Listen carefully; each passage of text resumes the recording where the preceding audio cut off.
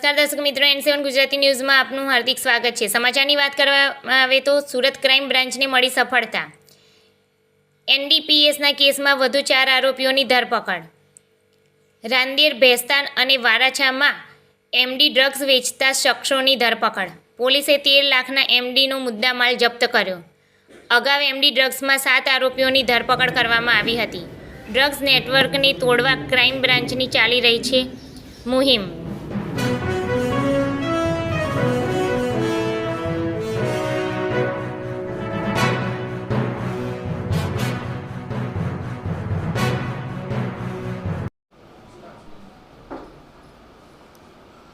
સુરત શહેરમાં સુરત નો drug in Surat city અન્વયે Surat police દ્વારા સતત ડ્રગ વિરોધી માફિયાઓ વિરુદ્ધ સતત કાર્યવાહી કરવામાં આવી રહી છે।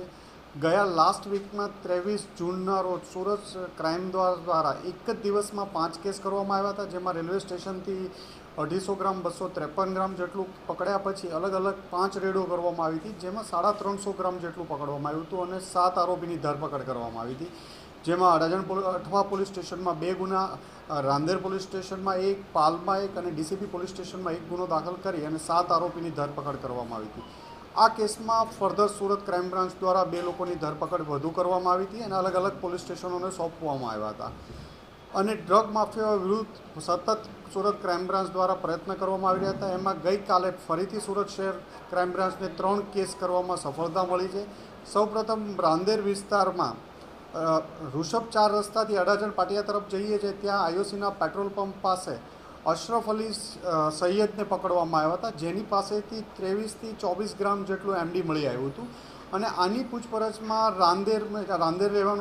રાંદેરનો રહેવાસી છે અને એના ઘરેથી વધુ ફર્ધર રેડમાં સર્ચ દરમિયાન એના ઘરેથી 7 ગ્રામ જેટલું 7થી 8 ગ્રામ મળ્યું। એમ ટોટલ એની પાસેથી 32 ગ્રામ જેટલો મુદ્દામાલ 3,20,000નો કબજે કરવામાં આવ્યો હતો, જે PI મોદી અને એમની ટીમ દ્વારા કરવામાં આવ્યું હતું।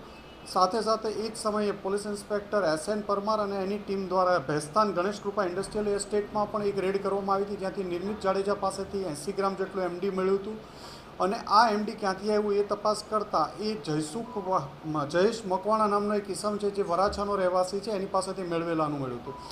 એની તપાસ કરતાં PI JN ગોસ્વામી અને એની ટીમ દ્વારા એક બગમેન ઉપરથી જયેશ મકવાણાને પકડી પાડવામાં આવ્યો હતો અને એની પાસેથી ફર્ધર 23 ગ્રામ જેટલું MDનું મળી આવ્યું હતું, જે બાબતે કાપોદ્રા પોલીસ સ્ટેશન ગુનો દાખલ કરવામાં આવ્યો હતો।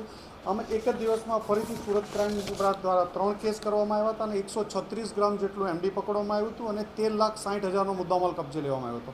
સૌપ્રથમ અશરફ સૈયદ પાસેથી આ માલ ક્યાંથી આવ્યો એ કન્ફર્મ કરતા એક અયાન પઠાણ, જે નાનપુરા રહેવાસી છે, એને તપાસ કરવામાં આવી અને અયાન પઠાણ પણ અત્યારે મળી આવ્યો છે। એની ધરપકડ કરી એને આગળ રાંદેર પોલીસ સ્ટેશનને સોંપવાની કામગીરી ચાલુ છે। આમ હજી આગળના સમયમાં ડ્રગ માફિયાઓ વિરુદ્ધ સુરત પોલીસની ટીમ વધુને વધુ સખ્તાઈથી કામ કરશે અને આ ફિલ્ડમાં લોકોને ડ્રગ મુક્ત કરવા માટેની એક ઝુંબેશ જે ઉપાડી છે એ પૂરી મહેનતથી સુરત પોલીસ દ્વારા કરવામાં આવી રહી છે।